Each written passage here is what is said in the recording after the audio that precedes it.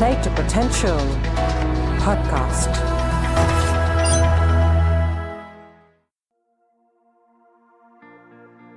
Welcome to the 12th conversation at the Play to Potential podcast series, where I talk to people from different walks of life on topics around leadership, transitions, and careers. I'm Deepak Jayaraman, the creator and curator of this series of conversations. My objective from this podcast series is to have learning conversations with a range of people and share those curated insights with you. This time, I'm talking to Atul Kasbekar, a highly accomplished photographer, producer of the movie Neerja, which recently won the National Award for the Best Feature Film in Hindi, and an entrepreneur who's launched several successful businesses, including celebrity management and corporate image management. The client list for his work includes the who's who in the corporate world and in Bollywood. What really intrigued me about Atul was the fact that he was a high-achieving student all the way in school and was studying chemical engineering in UDCT, arguably the best chemical engineering school in the country. But he had the audacity to drop out of there in a couple of years, pursue his passion, went to the US to pursue a course in photography, and today is a highly accomplished photographer and has gone on to do much more. In our conversation, Atul reflected on why he did what he did at various inflection points along the way, and shared his insights around how he's managed to stay relevant over the years. Without further ado, over to the conversation. Atul, thank you so much for your time. Excited to be talking to you. Pleasure to be here. And in a way, given it's a day after Mother's Day, a good place to start might be to rewind the clock. One of the things I'm curious about is how much of who we are gets baked in early in our lives. So maybe if you could reflect on, let's say, the formative years of your life, first 10, 15 years, could you talk a little bit about what got formed then, which still forms a core part of who you are? I actually had exceptional grades in school. I was in Campion and then in Hind. Yeah. And I think we're talking now in the 70s and early 80s. So, if you had the grades, it was generally assumed at that time that you will become one of 3-4 professions, and primarily with engineer, doctor, CA, chartered accountant, etc. So, and I was exceptionally good at chemistry. I enjoyed that subject. Mm-hmm. My dad at a chemical factory, it almost seemed logical that I'd become a chemical engineer. Now, right. I had the grades to get into UDCT, which is now called the ICT. At that time, the University Department of Chemical Technology, and possibly the best chemical degree in the country. In the country by far, rated I think in the top 10 in Asia as well. Right. And so it was just one of those things that you got into UDCT, everybody was like, "Oh my God, you got into UDCT." So but when I got there, I realized that chemical engineering had very little to do with pure chemistry per se. It had to do with the chemical process was pretty much already known. You had to design equipment and, Sure. It was more physics, and physics I hated. So all of a sudden I realized that I was quite easily going to be the worst chemical engineer known. Mm-hmm. And then when I checked a lot of the former grads, I found that very few of them were still doing chemical engineering. Mm-hmm. And I couldn't for the life of me figure out why one would spend 4 years doing something that eventually they're selling insurance or running some company that had absolutely nothing to do with chemistry, the chemical process, physics or engineering.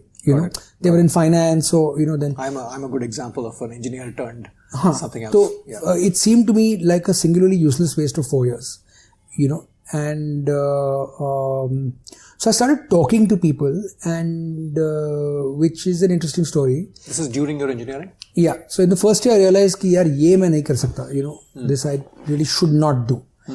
And the process of speaking to, I'm giving you this little build up because then it becomes relevant to where my parents were in the context of this. Sure. So, I realized that, so I spoke to a couple of people. One of them was Prahlad Kakkar. Right. And he said a very interesting thing. He said, 95% of humanity goes to work every day. And 5%, I'm sure he made that number up in his head, but it seems very accurate. Right. Yeah, and he said, 5% makes a living at what it enjoys. And how did you get to him, out of curiosity? I don't recall exactly. I think it was The former head of Air India was a family friend, and he worked, he headed the advertising of it, and and then he said, why don't you meet this filmmaker, Karke, so. Understood. So Prahlad said, you just ask yourself, what is it that nobody needs to tell you to do, and if you're doing that to make a living, then, you're never really working. And there's no concept of, you're never getting up on a Monday morning and going to work, Weekend comes, ho-hum, big deal. The rest of my week was also fun, So you can, if you're going to work, I figure you can work 4, 6, 8, 10 hours a day, Beyond that, the motivation has to be a passion. Otherwise, it'll be work very soon. Yep. So I said, okay, nobody needs to tell me to take pictures. And I shot, it was a very serious hobby, and I took some rubbish photos of, dogs and cats and horses and sunsets and my sister or whatever, but I enjoyed that, so I figured. And so when I started talking to my parents, then we met a couple of people. I met Gautam, which is a very interesting story as to how I met Gautam Rajadaksh. But when I spoke to my parents, they were freaking out because, and you can't blame them because, from the background, my dad is the eldest of 5 brothers, and he has a master's in mathematics. The second one is architect, the third's a doctor, the fourth's a chemical engineer, and the fifth one is a chartered accountant. What would be called respectable professions in the in the context of then, and so they were like, you want to be a photographer, great, but what are you going to do for a living, that kind of thing. But what was interesting was that I wasn't someone who was flippant, and I captained my school in cricket, in the debates. I represented Maharashtra State at the Republic Day Parade in the NCC. I was school captain. I captained basketball. So it wasn't like this guy is going to chuck it all away. They would be fairly serious about whatever. So I have to say it was a very big decision for them. Hats off. And they tried all these things of, but why don't you finish the degree and then you do whatever you want to and whatever. Right. I'm like, why would I waste 3 years? Makes no sense. And even though, to give absolute due credit, even though he couldn't afford it at that time, my dad insisted that, okay, you, whatever education you want is not a problem. You figure out which is the best place in the world to go to, and I'll send you there. I was like, but you can't afford it right now, so, and he's saying, shut up, that's none of your business, but this is your long rope, because the education is everything. The receipt I want for it, he always had this thing about a degree. Yep. So I said, photography, I don't really need a degree. I can assist people, I can learn, etc. He said, no. I want a degree to make myself happy. The degree is my receipt for the money I'm spending. Very interesting. Okay, so you give me my receipt. I don't care what you do with this. Let's just say that as a parent, I've done my best to equip you for whatever. So it was a great line. He said, look, this is your long rope. Now you come up with it or you hang yourself, is up to you. Okay, but I'm giving you that long rope. And after I've taken care of your education, your sister's education, etc., your mother and I will studiously spend your inheritance. Which I thought was a very cool thing. And I have, that's one of the few lines I have brutally used with my kids. Kya padna hai batao? Okay, you get that one shot of the title. After that, good luck, buddy. And if you need me to make phone calls, I'm more than happy to make them. Need me to stand guarantor for something, I'm happy to do that. But it's, you go on your journey now. Got it. And then that safety net right now, which is right under your ass, for my kids, I will move that now 30 feet below, and then further below, and then take it away. So then it's a great perspective, but it's also interesting that you move from best in the country to sort of best in the world. Just in terms of once you'd said photography, the fact that they said there was nothing here. Okay. There wasn't anything I could go do over here. I checked that out. Okay. There wasn't anything. There were some small courses at JJ, which was part of learning fine art. I can't paint to save my life, So it's not like I'm going to do classes in sketching and painting and wo side mein photography karo, kind of thing. Right. So it needed to be a dedicated program. At the FTI, it was primarily film, and moving cameras, so, and that's not what I wanted to do. So, it just then boiled down to where, and at that time there were pretty much like 3 or 4 places in the world. There's lots more options now. Sure. I mean, even pre-internet there were a few more, but there was RIT in Rochester, there was Brooks Institute, there's Art Center in Pasadena in California, and I think there was one in London or something. Got it. But Brooks had a really good reputation at that time, and there were a couple of Indians there before me. So understood. No, but again, just maybe persisting with that juncture, Atul. Often, especially this generation, since you spoke about the kids of today, it's very easy to be dissatisfied with the status quo and say, I want to do something else. So what's your sense on how do you separate the real passion from, a distraction, if you know what I mean? I don't know. I mean, I guess if you have to be a photographer, you have to focus. So focus has been a strong point in my life, I suppose, even from then. Right. Even before it was necessary for me to focus on subjects. So I was quite clear that, I love this. And what Prahlad said makes sense. And in today's day and age, I mean, someone was telling me what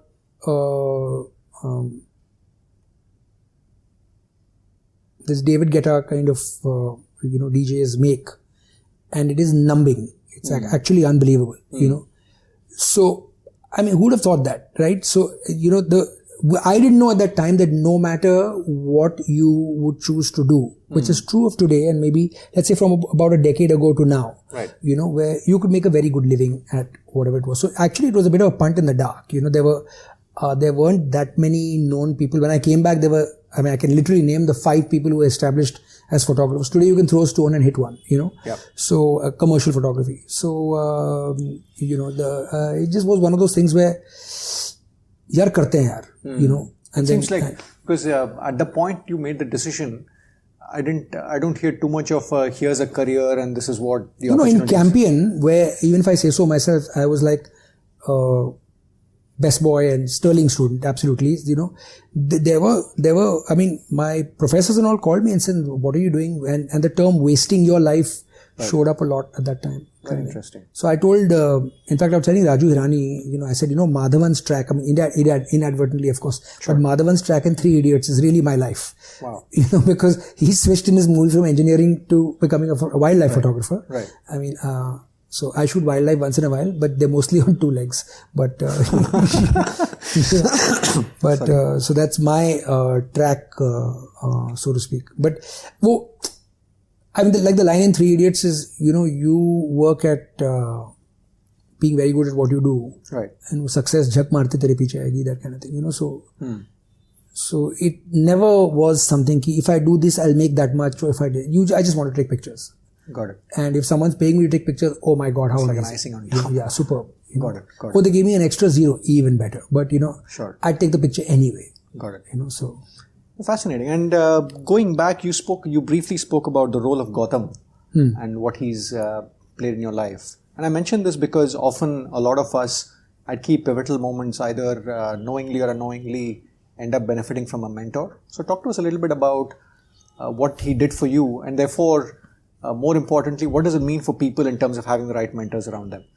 So, when I started investigating what professional/commercial advertising photography would entail. First of all, when I asked myself the 2 things that I enjoyed doing, one was writing, and I edited my school magazine called the Campion Review, right. And the other was this. And at that time, honestly, the profile of the writer, which again mercifully has changed, was this left of center jhola carrying, khadi-clad guy who sat at Samovar when he could afford it and discuss all the problems in the world that he was never going to solve anyway. And the last thing I was going to be was commie. I'll be a capitalist pig till I die for sure. So I said, that I can't do. Plus, it seemed like you'd be scrounging around for a living. And that was true at that time. Sure. Okay, so I said, we'll do the other thing that I enjoyed. So then I started investigating more, and whenever you looked up any magazine where there was a byline, inevitably a picture I liked happened to be taken by Gautam. So I had no idea how to connect with him. I knew nobody in the business in any form. So I went to the phone directory, and he wasn't listed. So, and Rajadaksha is a fairly common surname in Mumbai, so there's a lot of them. There were 10, 20 pages of them. So every third or fourth Rajadaksha would call and confidently say, "Can I speak to Gautam, please?" And they said, "No, wrong number. So after must be some 100 phone calls at 1 rupee a piece or whatever it was at that time, finally it was some cousin or something. He said, "No, haath ansa number nahi hai. This, please so call." It's like the brute force method, huh? Just one after the other. Yeah. So I said, let's not call each one. Let's just go every fifth, every sixth. And then took a little highlighter to mark, ho gaya. Let's not call this guy again before he slaps me in case I have to go back to the start.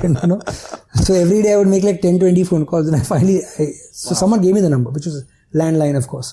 So I called him, and I said, "Listen, hi, my name is so-and-so. Please don't hang up. I need 2 minutes of your time. This.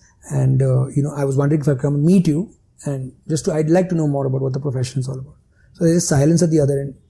He says, "I'm at Lintas, I work there at Express Stars. Come on, this is date." I'm like, wow. So I'm going to meet the great one. So I go there and meet him, and he took a great shine to me, and we remained friends, in fact, till he passed away. And all Gautam did actually was give me time. It was more like a patient and a shrink kind of scenario, and it was just a reassurance that it's a respectable profession. It's not the guy who says cheese at a wedding, because that's it's a photographer. That's the first image that came to mind. Are you going to be at wedding saying, "Sir, thoda closer," kind of thing. And and there's Mitter Bedi, and there's Adrian Stevens, and this is the kind of stuff they do. I went for one shoot that he was doing with Vilas Bhende, and watched one shoot in action, and so on. So I never really assisted him. Hung out with him on one shoot.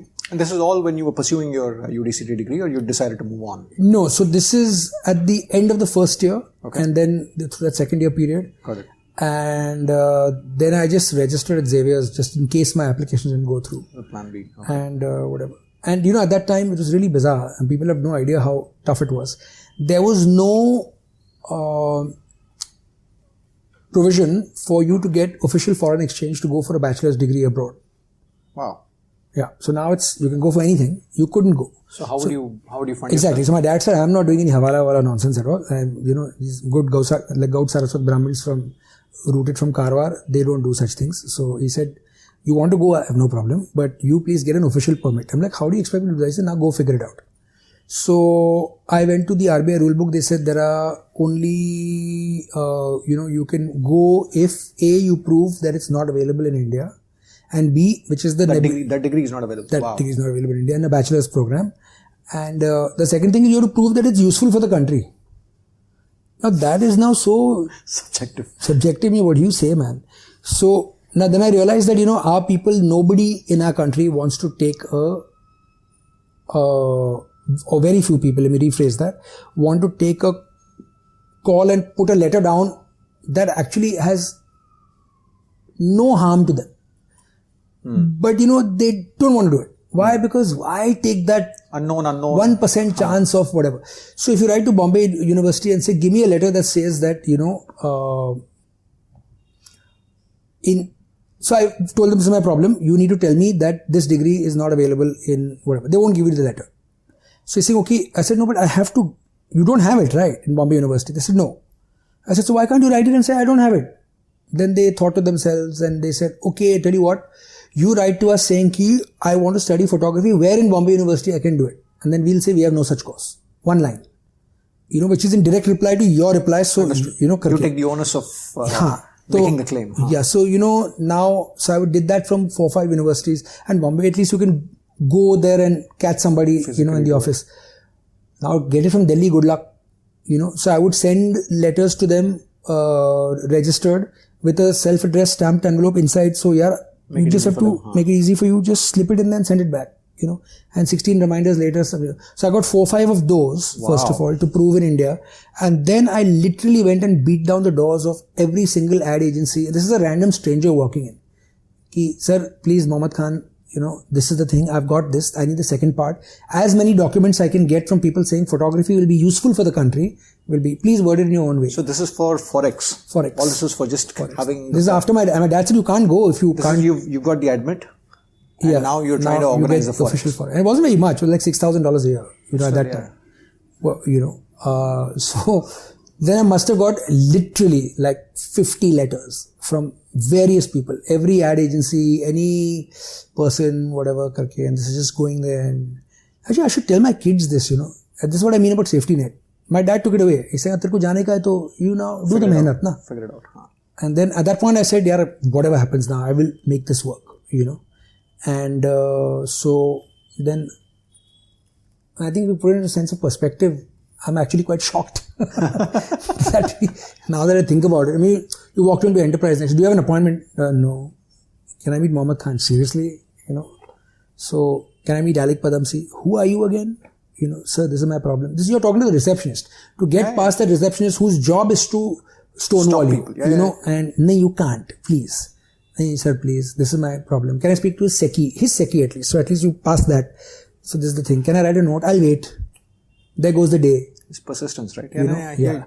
No, and a couple of things, Atul. One is, even going back to the Gautam conversation, it wasn't a, I want a job conversation. It was a, let me figure out what this profession is. Yeah. And then conclude. So I think that when you have that, I think it sort of elevates you on a certain level, saying, I'm not here desperately to sell myself, but really genuinely to find out if this profession makes sense for me. So it's interesting that you sort of structured it that way. And second is, from an entrepreneurship standpoint, I mean, one of the things I've heard from people is you're always opening doors much bigger than you.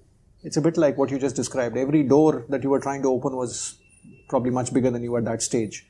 Oh yeah, sort of just having the tenacity to keep knocking and keep the faith, I guess. And I think it just bore down from just just passion. Now I've seen a couple of shoots. I think I'm pretty certain this is what I want to do. Got it. And I have a feeling I'd be good at it. And then good or not good, I know I can it's worth a shot. I mean, I'll be good at it. I don't know successful or not, but it's definitely something that I can, do. So that's and then you just sort of do it, I never thought in terms of, like I was telling my kids the other day, I met this guy from Rajasthan, okay?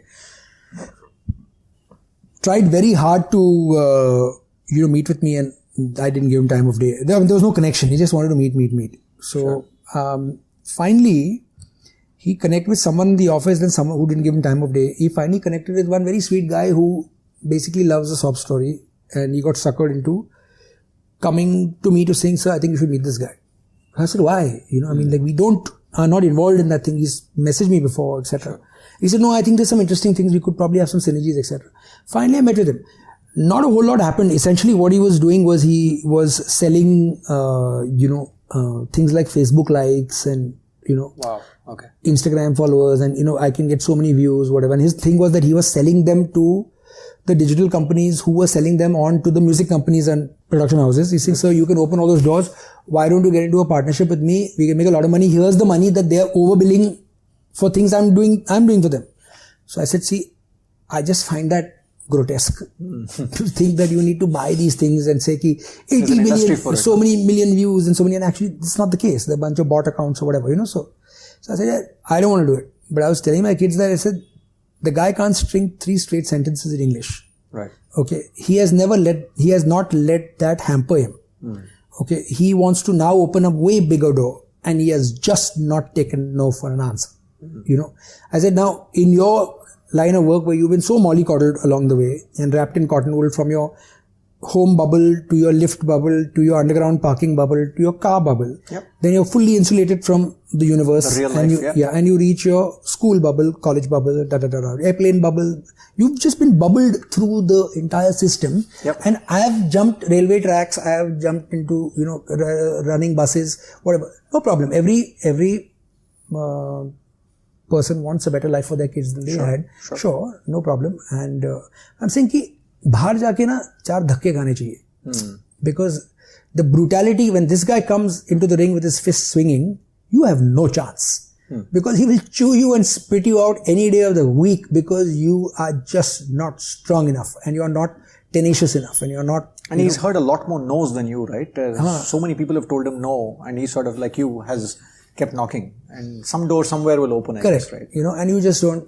So, I find these stories quite remarkable. So, nothing happened, but the take from this was that he managed to do what he wanted to do, which was get FaceTime. Eventually got to it, yeah. Got the time he wanted. Yeah. Right. And interesting. And just talking about this success in a field like this, Atul, I mean, is it fair to say it's a creative profession, and it's at some level it seems like a low odds career, right? For a person looking at this profession, right now probably yes, not then. Not then. Yeah. So how back to the point about marrying passion with pragmatism.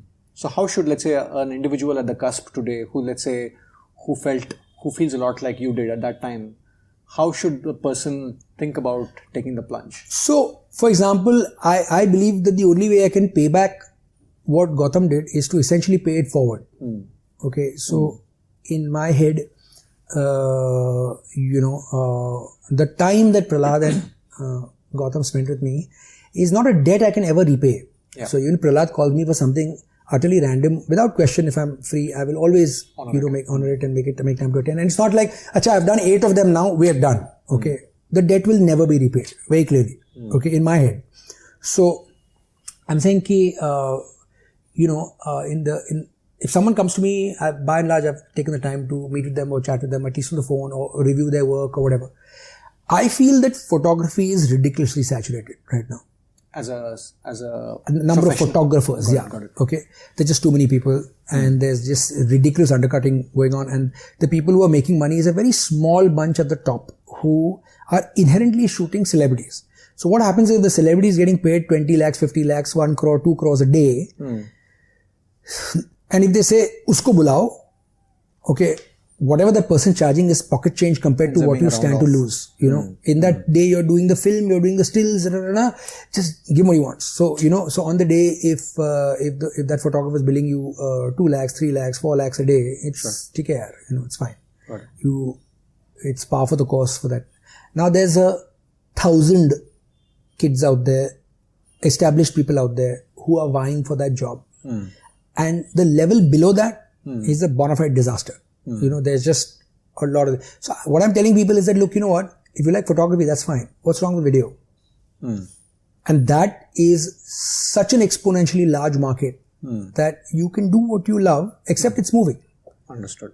And in the digital world, for example, what's happening is not even funny. It's just the option for visual entertainment now, which is a separate discussion, but is really has come onto your TV screen and your iPad and your phone and and so on. Somebody shooting that, and it's all video, So why aren't you there? So, having said this, in any profession, right? If you're at the very, very top and you're so good, then again, success jak marte. Aapke piche aayegi, whether in New York, whether here or wherever. But back to this point about a few people who are working with celebrities who are commercially making the returns. What does it take to get there? I mean, I'm sure there is a certain skill set which takes it. No, I mean, A, you have to be good. B, you have to be in that person's good books.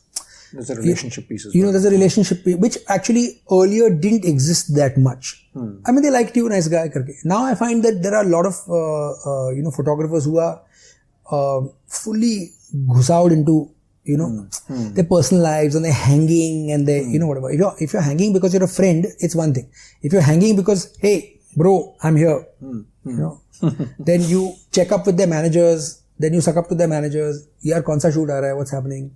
You haven't shot for this brand for a long time. So, karke, then call the brand manager over there. He really shoots with me all the time.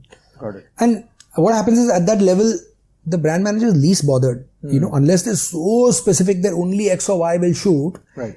They really don't care. They're like, okay, this guy. If he wants this guy, this guy. They don't bother investigating. No. Does he really want this guy? Does he really? Hunger wins, basically. Right. That's the point you're making. If you're hungry enough and you're sort of. No, you need to now be doing a lot of setting, to make sure that you're in the mix. So this is, of course, assuming that all 5, 8, 20, 10, 30 people that are there are all good enough to do the job. Got it.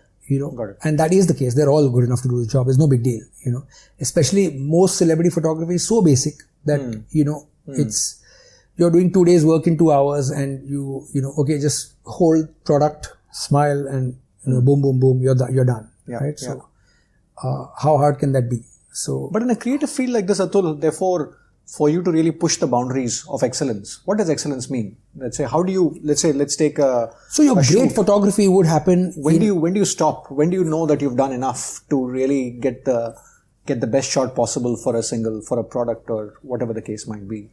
How do you draw the line? I mean, on a commercial job, at the point where the client is happy and you're happy, you need to be professional enough to make sure that it doesn't really leave your door until you know you've delivered it over a certain line.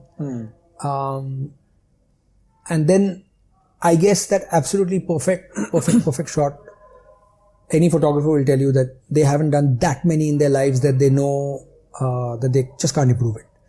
You'll say, maybe I could have, that's always open to a subjective kind of conversation. And so, you need to know that you've done your absolute best, because otherwise you won't last very long.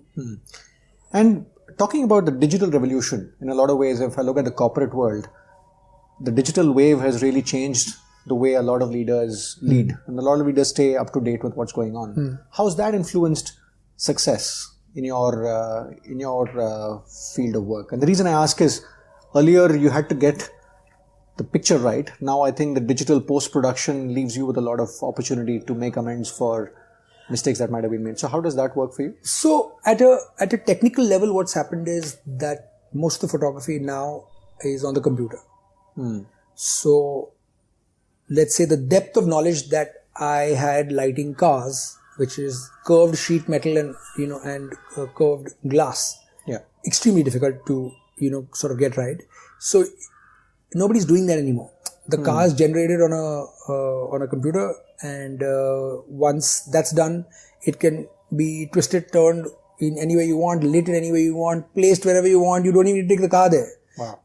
So if you have some stunning background plates from wherever, then you're done. Just place the complexity has been taken out of the equation. So now it's the guy on the computer who has generated the car, and then each turn, magnification, whatever that happens is then easy enough to then sort out. So but do you still want to be selling horse carriages when the car, you don't want to be the last guy selling horse carriages when, the car dealerships have arrived, kind of thing. So there's no problem. That's technology, innovation, it's a constant, it's going to go on. So I've maintained this from day one, is that your knowledge in photography or your expertise in photography will depend greatly on how much you read and immerse yourself in all the arts. And you're just generally aware, and you're a sponge, and you accumulate and assimilate, and so you should have a keen interest in all the other arts, in fine arts, sculpture, in cuisine, in architecture, in whatever it is that I think that then adds to a broader graphic design, whatever. You need not know how to design something, but you can appreciate good from great to, It's having an eye for that sort of... if I'm doing a lecture for Nikon or something every once in a while, I'm like, I'll have a conversation. I'll ask them, okay, how many of you been to this place? And a few hands will go up. Did any of you visit this museum? They have no clue. Or very rarely is there. Even if you say something like London. Did you get away from Oxford Street? Did you go to the Tate? Did you go to, whatever? And even if you went to shop, did you bother going to, let's say, Portobello Road, as opposed to the standard nonsense that everybody does? And no problem after you've done that. But if you are in the arts, you need to be aware of all the other arts, So similarly, when it comes to photography, it's there's a certain, like I like to call it, a democratization of the medium. Correct. And it's just become massively accessible to everybody. So on a given day, your doctor could take a world-class photo, and by himself, aided with some filters, apps, etc., whatever it is. That photo is unbelievable. Point is that can he do that time and time again and day after day, then I guess you'd be a great professional. But why I say this medium has become so democratic is because on a given day, that doctor can take a great picture. On no day can you either prescribe medicine for one of his patients, nor can you perform a heart surgery. Yeah. Forget it. Yeah. Okay. So that ain't happening. Digital or no digital, Yeah. So on a given day, that guy you can't design that building, but your architect can take a world-class picture. Yeah. So to some extent, it's not cheapened is not the right word, but yaar, main bhi kar sakta hu, So, True. It's made it accessible. I mean, if I were to use a metaphor from the sporting world, I remember reading an article which talks about the difference between Usain Bolt and, let's say, Michael Phelps. They say that not everybody is a swimmer, but everybody can run. So that makes him, that much of a bigger deal, because he's competing in a completely democratized sport. So at some level, your sport, everybody with a phone, that's probably taking it too far, but everybody with a decent camera is a photographer. No, James Cameron just said that. If you have a phone camera with a video in it, right, you are now a director. Correct, technically. Yeah, go make a film. So the entry barriers have come down. Karo yaar. What's stopping you? But actually, when you look at people who've managed to sustain greatness over a period of time, let's say if you saw someone like a Gautam, and if you look at somebody over a long period of time, what have they done to really stay relevant and continue the excellence over a period of time? So I love the word relevance. I'm glad you used it, because I think I have hats off to people who have managed to do that in their careers for long. I mean, like, for example, whatever criticism anyone, let's say, does of Mr. Bachchan, I'm a huge admirer, and I'm a huge admirer just from the fact that he wakes up every day and he thinks to himself that, this is a new day, it's a new fight. Right. Kal tak jo kiya hai, bhul jao. Aaj kya kiya batao. Okay. And onward ho. And then I don't know when the man sleeps, but he still writes his blog and he'll date it and he'll number it, and it's incredible, True.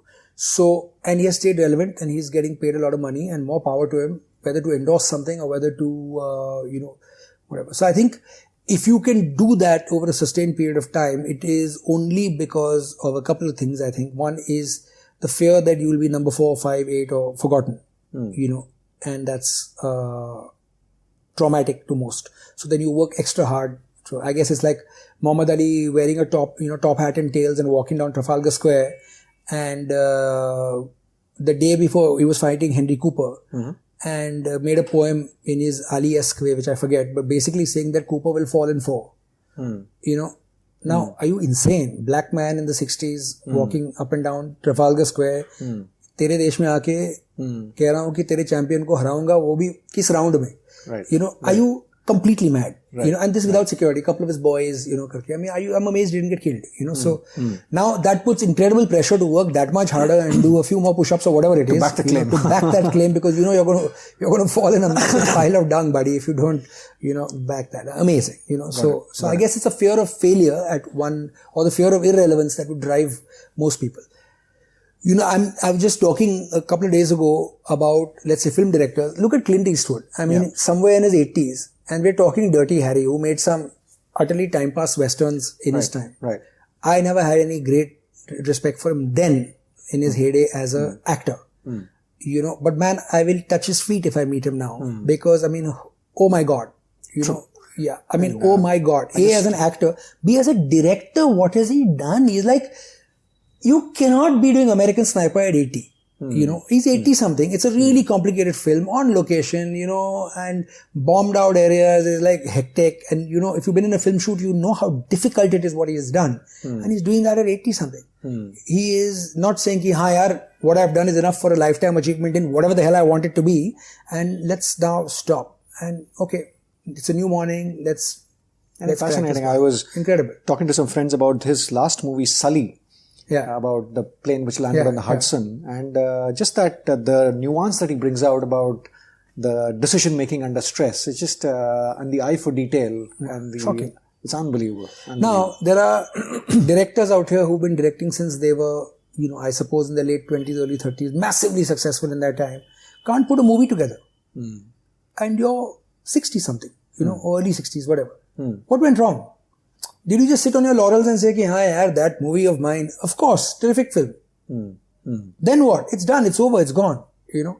Now, after we got the national award for Neerja, I told myself, we are not discussing this again. Congratulations. Okay. Yeah. Thank you. But, and it's over. It's done. It's gone. Aage badho. Okay. Now, somewhere if we've got 10 films and they do a retrospective, of course it will come up. And someone might ask an anecdote from it. That's fine. Sure. But there's nothing to crow about anymore. Got it. Ho gaya. It's done. You bank it and move on. It's gone. Move on, and I just think that with the absolute assault every day on the amount of information in every form that's coming at you, the time to mull and reminisce and all is has been reduced if it's there anyway, Got it. So whatever, correct. So I mean, even if you see something like deaths, okay, people die, okay, just as surely as they will be born, and if you notice now, life moves on after a death, any death, much faster than it ever did. I mean, the people who've lost their own are back at work in 2 days, karke, ho gaya, relatives. It's not like relatives are hanging for 10 days like they used to. It's a great point. And there's no time. Tolerance for reminiscing of the past is just... Over. A 13-day morning, are you mad? No. Go on. So Atul, moving on, you've started as a photographer, but clearly you've moved on to do other things. The Kingfisher Calendar was sort of an entrepreneurial venture. You're now into celebrity management. You take care of people's personal brand using images. So talk to us a little bit about how you've thought about entrepreneurship along the way with the basis photography. Actually, again, I think the core of it was that if I looked at the market in India, it just seemed like a lot of people in this profession became, or even abroad for that matter, at some point it tended to become irrelevant sometime in their 50s. After 60 to forget it. So it just seemed like this is a younger man or woman's job. And if an art director who's handing out the assignment happens to be, late 20s, early 30s, at some point if you're 55, you're going to be uncle. Okay. Yeah. They'd rather work with somebody who, even however cool you think you are, there's a cooler person who happens to be 20 years younger, So I figured at some point you're going to get nudged out of the mix. Right. There needed to be a realize that, you need to have a plan B in place at some point. The other thing to it was that when I did a 3-year degree program in Brooks, and then I assisted for a year in Los Angeles with a bunch of different photographers, and they all had agents. And, they just took the picture. Okay. And someone else went and sourced the work for them, chased the work for them, wined and dined the art directors if necessary, chased the money, got them paid, all of the above. Took care of the commercial stuff. Everything. And, and realized what kind of work they wanted to do, pushed the photographer if they felt he wasn't working hard enough for, could deliver more. Right. I need more pieces like this, work at it, whatever. So, and that industry didn't exist in India at that time? No, I came back and I said, I think I'll get an agent. And I said, what's that? So it was always in the back of my head that, so I think it seemed like a logical sort of thing to get into because there was a need. And so one did. And as far as the Kingfisher Calendar was concerned, I mean, at a very simple level, one wanted to be able to do an assignment where I didn't really need to answer to too many layers, because you felt that the creative process got somewhere along the way possibly became, a camel is a horse designed by a committee kind of situation. So then you start looking for the lowest denominator of agreement. And then, Right. So I said, here I want to answer to one person. If that person likes it, we're good. Right. Eventually someone's paying the bill, so that person needs to like it, sure. But I'd always been fascinated by a process where, a photographer like Bruce Weber would get a assignment where he would be told, okay, this is Calvin Klein's new perfume, it's called Eternity, these are the catchwords, and now go forth, Bruce, and bring us the images and we'll put our logo below. It needs to say Eternity. And then Bruce will put on his thinking cap and do some tests and then whatever, and shoot, and they'll come back and say, this is it. And Calvin Klein says, wonderful, just what I've been looking for. So you own the creative sort of the process. And there Bruce Weber was talking to Calvin Klein, and the discussion is between those two heavyweights, and they, have figured out what the world wants, and the hedonistic era of obsession is over, and it's much more family, it's much more togetherness. So let the light be much more backlit and white and beautiful and shadowless, and and the obsession campaign was 3-4 naked people on a swing, and it was much more sort of mad. And again, what happens in celeb management is that you build up somebody, you work very hard and not make very much in the early part of their career.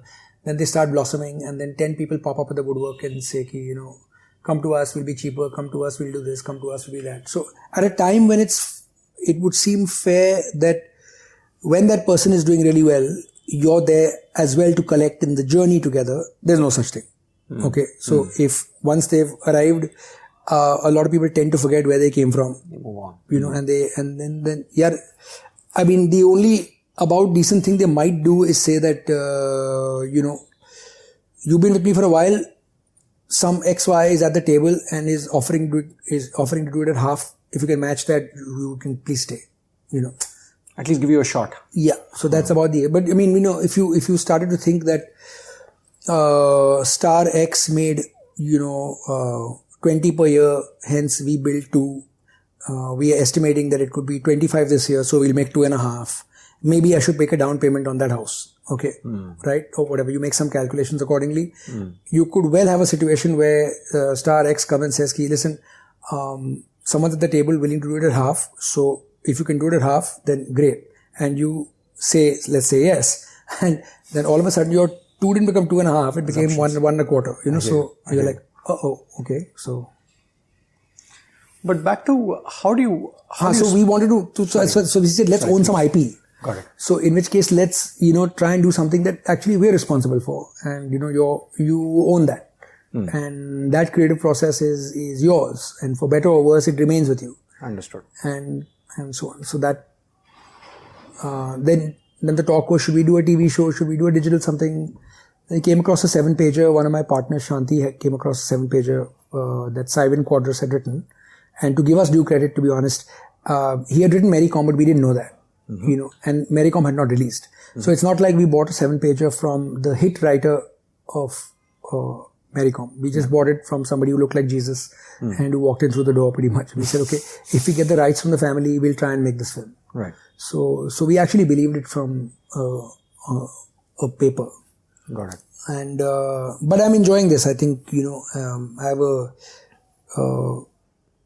friend who's a spiritual guide. He lives in Bangalore, and he was saying that I think it's an excellent space for you, because what you may not see is but what he sees, and it actually turned out to be quite true. He's saying, you're actually a very habitable platform for people who otherwise would never meet each other to be pulled onto and to coexist and work in a harmonious way and be able to create. That's a great perspective. Yeah. So I said, I never quite thought of that. Yeah. So I said, I'm a platform.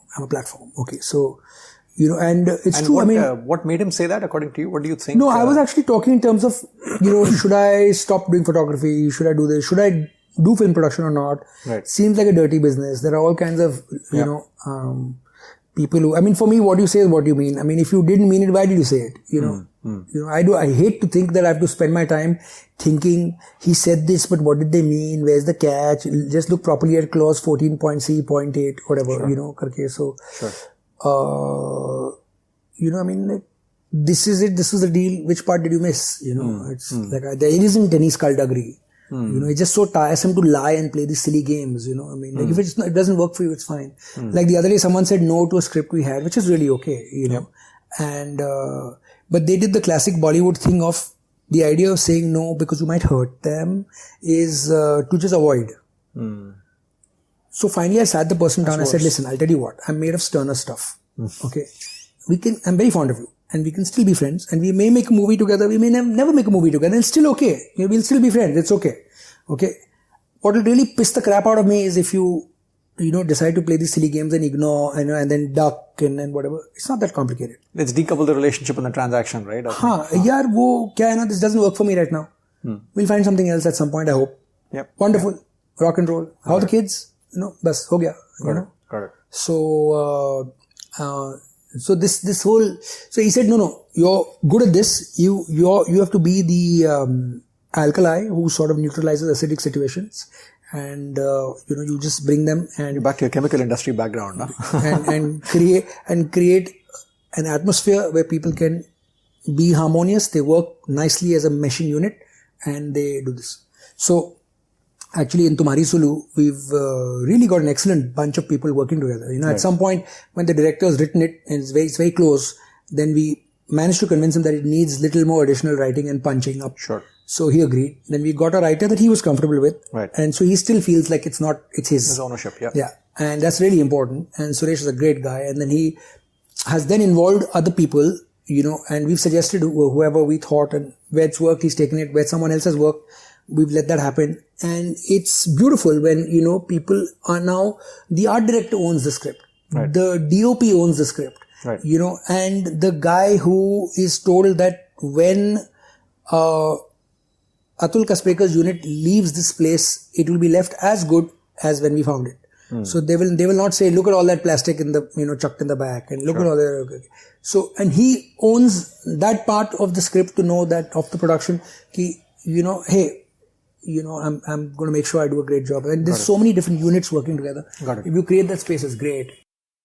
And back to the celebrity management, you said you work with people and help them build up. How do you spot potential, right? It's like in the music industry as well, right? How do you, as a scout? There's no formula, but what do you look for? I have an eye for picking out the X factors. There's lots of beautiful people, but you put 8 people in a room, I'll tell you who has the spark. And is there a way to decode that recipe, which is sort of more generalizable around attitude? Just gut. I mean, when Deepika Padukone walked in through the door, it was really, for example, someone who the gynacs who delivered my twins, she's their niece, and otherwise I don't want to meet people. I want to see their pictures because I only need to know what you look like in pictures. Sure. She said, no, please meet my niece, and she happens to be Prakash's daughter. So so I said, oh wait, Prakash's daughter.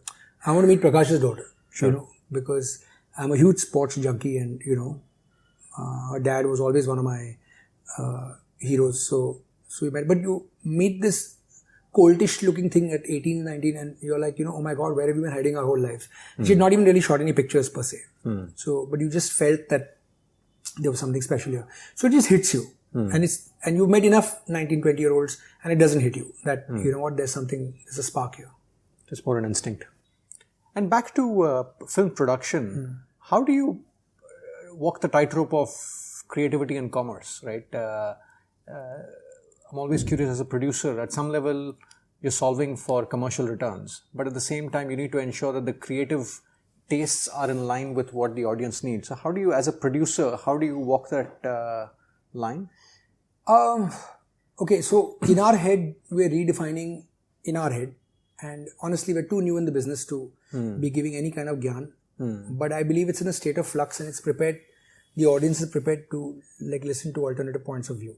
Okay, so I think in our head, what we tell ourselves is, A, we want to make a commercial film that we are proud of. Okay, one, it needs to be a commercial film. And the definition of a commercial film for us is one that works commercially. And is there sort of a predetermined return that you have in mind? Saying no, you can't. Nobody, there's no pundits in this game. Okay, everybody's an expert after the fact, but it's not like some big massive studio who knows nothing other than making movies, right? And they've been weaned in the business. They don't wake up one day and says, "Yaar, everybody come to the conference room. Think of the most crappy idea you have, and let's make a gigantic flop." Nobody says that, right? Everybody thinks that they're making the next Sholay or the next Three Idiots or whatever, So, and there's so much effort that goes into making a single movie that, it's traumatic when it gets wiped out of the box office, really. So, nobody knows. Anyone tells you they know, they don't. Okay. Other than Aamir and Salman, there's no such thing as a guaranteed minimum box office draw anymore. Yep. Okay. So, in the same year, you could have 2 movies with the same actor. One does well, one doesn't do well. So even our audience, I think, is in a state of let's figure out what we want to watch kind of thing. And what the internet has done is that on Friday afternoon, the smell of the movie has gone forth, and a group of people sitting saying कि यार weekend पे क्या करें, ये picture देखें क्या? नहीं यार सुना है बहुत घटिया है, क्या बोल रहे हो? You know? Facebook, I know. And boom, just like that, your plans have gone haywire, or they've said, I believe it's damn good, let's go. You know, now who would have figured that the biggest grossing Hindi film is a dubbed Telugu film? Let that sink in. Yep. You know, and so you know what? And what worked in that case? I mean, if you had to reflect on that, you're talking about Bahubali, I'm guessing. Yeah, it's just the scale and the, you haven't seen level of VFX like this. Right. It's full fantasy movie, massive Indian emotions, another level of production of whatever. So, and it worked. Now, the fact of the matter is that doesn't mean that everybody who spends 300 crores making a film is guaranteed to rake in 1,000 other net NBOC at the box office. So So, just a changing track, Atul. I've heard you talk in a couple of other forums about this whole supplier mindset versus being a trusted advisor. That really appeals to me because and that concept is relevant in several other professions. In any profession where it's very easy to get into that vendor mindset. So talk to us a little bit about what you mean by that and what it means in your profession and what the lessons are. So I've realized that for me it's most fulfilling and gratifying to be in a creative space. Yep. So in the process of creation of whatever, whether it's a movie or whether it's someone's career or whether it is a photograph or so on. I feel it is extremely important, especially speaking for myself in the creative space, where you make everybody in the mix seem really important and valued and bring them to the table early enough. So for example, let's say since we were discussing the Kingfisher Calendar, the stylist is brought on 2 months before we've left for shoot, 3 months before. They know they're doing the job. Yeah. Now I want to know, what do you think? What are the trends? Should we're thinking of shooting in Mykonos, apart from the obvious blue and white of the Grecian stripes. Okay, what are we? Okay, what do you think of hair? And these are the models I'm thinking of. What do you think? So this what do you think empowers a lot of people to feel like they belong and they co-create, and then they go beyond just the transactional value of what you're paying them to do that. And I think then when you do that, that's really, you've arrived in a good space. So it would really bother me when people said, you're a supplier. Supplier payments only come in these many days. Screw you, I'm not a supplier. If I'm a supplier, then you've lost me, very early. Then it's a very transactional kind of thingy. So I think it's really important. I've learned this along the way, that at least when I'm, doing this, I'm going to ensure that everybody feels like a Meri project. So for example, when we did Neerja, we couldn't have done it without literally so many people feeling like it's theirs. So for example, I spoke to Naresh Goyal and I said, listen, there's this Punjabi girl whose story you may not have heard of. I'm sending you a one-pager. We don't have the money. It's a female-oriented film. We don't have the money. I need your Jet Airways hangars for 2 days and some work at the airport, etc. And I need Sonam and the crew to be trained by your stewardesses, training college, whatever that is, for 1 week. And I have no money to pay you. He said, no, we'll work out a good deal. I said, no, the only deal is free. Okay. And I'm not the kind to otherwise negotiate. I mean, I'll reach London and send him a text saying this flight was great, this flight was not great, this food was awesome, this was not, whatever. But wo haq se I'm telling you because paise de ke aa chuka hu main. I'm not telling you before hoping that you upgrade me or some, sidey stuff like that which other people do. So he knows it's not the kind of stuff that I would inherently. So he said, done. Same thing with Sanjeev Goenka at Saregama. We asked for... But what was in it for him, out of curiosity? Was it just the relationship that you had? I think relationship, and they just felt that they were suddenly part of a movie making process, that this story needed to be told. Got it. I would like your help to tell this story. Got it. It's that simple. Understood. And that was the truth. There's no, skullduggery in that at all. Same thing with Sanjeev Goenka. We need Bye Bye and Good Night. I need the rights for free. Okay. That's about a 25 lakh value. For them to give the Rajesh Khanna song. But we needed the song. And Sanjeev was nice enough to say, yeah, this is a great story, bolte hain, chalo, done. I mean, Fox was in shock that, we got anything from Saregama for free. And why should we? It's a business for them. to sell music rights. Yeah. So, it's only fair they charge their whatever it is they do. They thought this was worth it and they felt part of the process, Very interesting. So how do you enlist people into your vision and your dream? I think at the base level, it's just about honesty.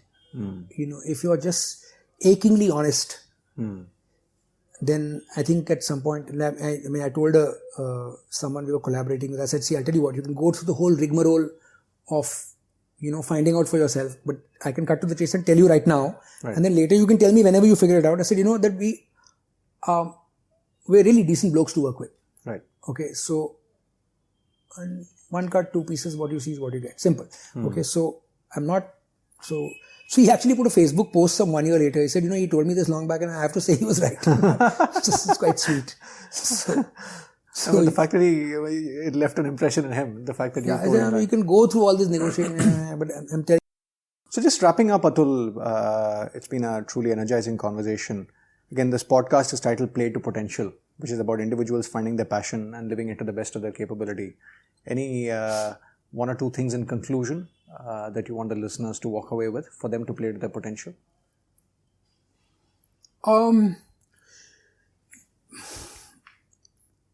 I think whatever choices people are making right now, they really need to be careful. I mean, there's that WhatsApp post going around, which is also on Facebook, in terms of how most lawyers will be redundant, this will be redundant, etc., etc. You must have read it. Yeah. So I think it's extremely important there's one thing about your passion and to understand whether your passion realistically has a future or what. Because, just like one had the Industrial Revolution, we're in the middle of a revolution. Agree. Okay, and you need to be extremely careful that you are not selling horse carriages when there are cars. Yeah. So to use a metaphor, I'm just saying like I said, someone comes to me saying, I want to do photography. I said, please do, but do consider first, being a cameraman shooting video, because I think the prospects of a successful life are, and you're still taking pictures. Okay? Don't ignore the trends. Yeah. So I think it given that, and the other thing is, there are just far too many human beings out there. There's just whatever it is you're looking to do, there is someone who's willing to do it cheaper. Yeah. Okay. I don't know about better, but certainly cheaper. Now, and there are not that many clients out there who want to pay for Louis Vuitton. So either you have to be so good, okay, that, वो चाहिए तो उसके बाद जाना ही पड़ेगा. Then whether you're a, Kadia placing marble, but what you do, you're a freaking artist, great. You'll get the money and you'll get paid your due. If not, you better be the guy who's literally everywhere and you're the Coke can. You're 30 feet away from whoever and then you, whatever. So I think that in-between guy is going to get wiped out if you're not careful. So you just need to sort of be everywhere. That's at a very simplistic level. I'm no economist, but it seems like that's the way so your choices, I think you need to investigate what the future is likely to hold, because again, I don't think there are any experts who absolutely for certain know. Yeah. But, so thoda sa be careful. Got it. And thank you so much, Atul. It's been a pleasure talking to you. Sincerely appreciate you making the time. Thank you, Deepak. Pleasure. There were a couple of takeaways for me here. First is that I guess in every industry we see around us, there's disruption. And the key question for businesses and for leaders is, how do I stay relevant given what's happening around me? No easy answers, but I really liked what Atul said about not resting on the past laurels and treating each new day as a new fight. One of my professors at London Business School, Linda Grattan, in her book 100-Year Life, says that earlier if you knew somebody's age, you knew their stage of career. Life was quite predictable. But that's not the case anymore, given the pace of disruption in the digital world we live in. The second takeaway was that given the explosion in marketplaces and gig economy and flattening of the world, there's an explosion in supply of services around the world. If you're in any business or a profession, the future prospects of being an average, middle-of-the-road Joe are quite bleak as a tsunami of supply and automation hits each industry. It's arguably super critical for each one of us to find a niche where we have a distinct edge, where we have passion, where there's market opportunity, and go after it. I believe the era of coasting along which was a decent survival strategy in the past, might be over. I hope you found the conversation purposeful. I look forward to having you at one of the subsequent conversations of the Play to Potential podcast series. To listen to some of the other nuggets or conversations, please visit playtopotential.com. Bye now.